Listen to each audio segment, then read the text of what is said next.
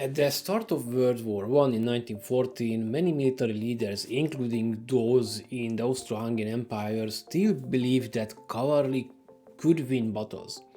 They imagined grand charges breaking enemy lines. This idea came from old ways of thinking. Even though recent wars shown that new weapons were changing things. Austro-Hungarian cavalry was known for being excellent swordsmen and horsemen, well trained, and they were well mounted. Their main jobs were scouting and protecting the army's movements. This was especially important on the Russian theater of World War I. The Austro-Hungarian army was made up of soldiers from many different groups, speaking many different languages. This made it hard for them to work together, especially when things got tough. Their training focused on old cavalry tactics like fast riding, using swords and lances, and charging at the enemy. But this old way of thinking meant they weren't ready for modern war. The Austro-Hungarian army was composed of three main branches: the Common Army, the Imperial Royal Landwehr, and the Royal Hungarian Hohenwald. Within these three structures, cavalry units were broadly categorized into four different types, each with distinct roles and armaments. Cuirassiers Served as heavy cavalry, armored and equipped for shock combat. Dragoons, they were originally a mounted infantry, but they evolved into a medium cavalry. And then there were the hussars, functioned as light cavalry, primarily armed with sabers for skirmishing and reconnaissance. And finally, lancers or uhlans. They were also light cavalry, and they were used mainly lances for charges. An examination of the regiments in 1914 reveals a rich ethnic mixture. Dragoner regiments drew heavily from the Czech and German populations, Hussar regiments were predominantly Hungarians, and Uhlans were comprised of Polish, Ruthenian, Croatian, and Serbian soldiers.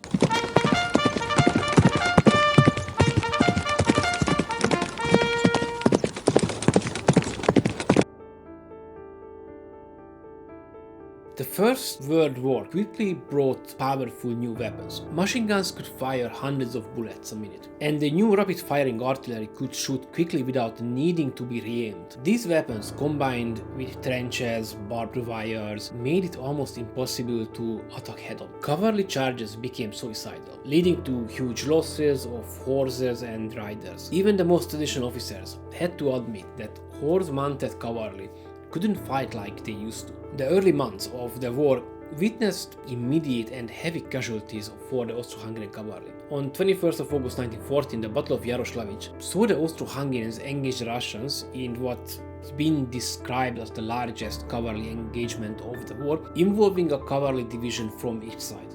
Another account identifies a similar cavalry versus cavalry battle near Lemberg on 19th of August 1914 as one of the largest, but critically notes that it had no impact on subsequent events and none of the cavalry reconnaissance by either side resulted in any useful information. Austro-Hungarian cavalry also participated in the Battle of Krasnyk on 23rd to 25th of August 1914, contributing to the Russian defeat, but at a significant cost. By the end of 1914, Austria-Hungary had lost nearly 1 million soldiers, many of them on the Russian front. These huge losses showed how unprepared they were for a modern warfare.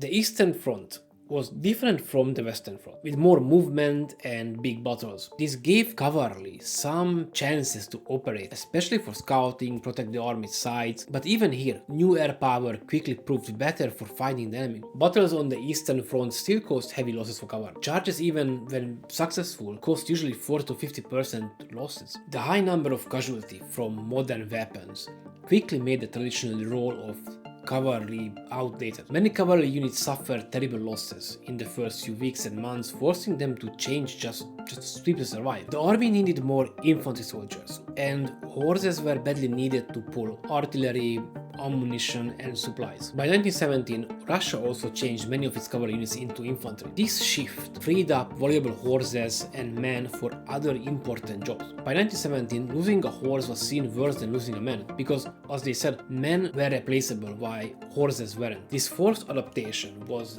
not a strategic evolution but a desperate tactical retreat from suicidal practices, highlighting that mobility alone was no longer a decisive factor without protection and firepower. The first year of the war demonstrated that mobility without survivability was a liability.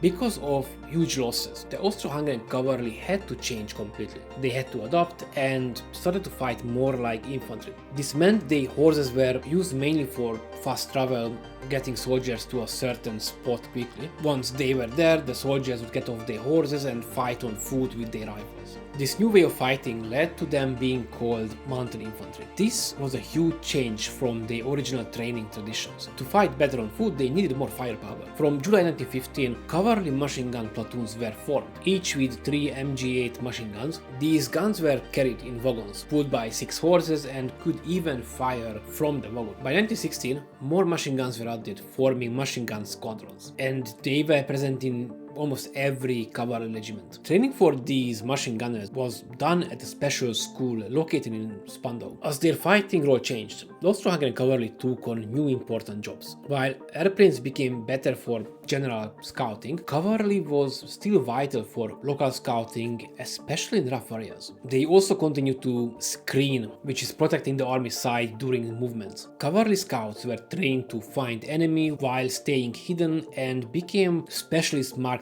Before radios were common, cavalry soldiers were essential for carrying important orders and messages between commanders. Horses also became incredibly important for moving supplies, equipment, and ammunition, especially in difficult terrain where vehicles couldn't go. In the deep mud of the front lines, horses and mules were vital as they were the only means of getting supplies from one place to another. On the Italian front, which was very mountainous, horses and mules were crucial for carrying supplies and even disassembled mountain guns over steep slopes. By the middle and the end of the war, the idea of cavalry leading a charge was largely gone. Austro-Hungarian cavalry was no longer a primary attacking force. The war clearly brought the end of the cavalry as the main fighting force. Even on the Eastern Front, where there was more movement, modern weapons made traditional cavalry useless. The First World War truly marked the end of the era for cavalry. The war showed that horses, while still useful for transport and scouting, could no longer be main weapon on a modern battlefield. The hard lessons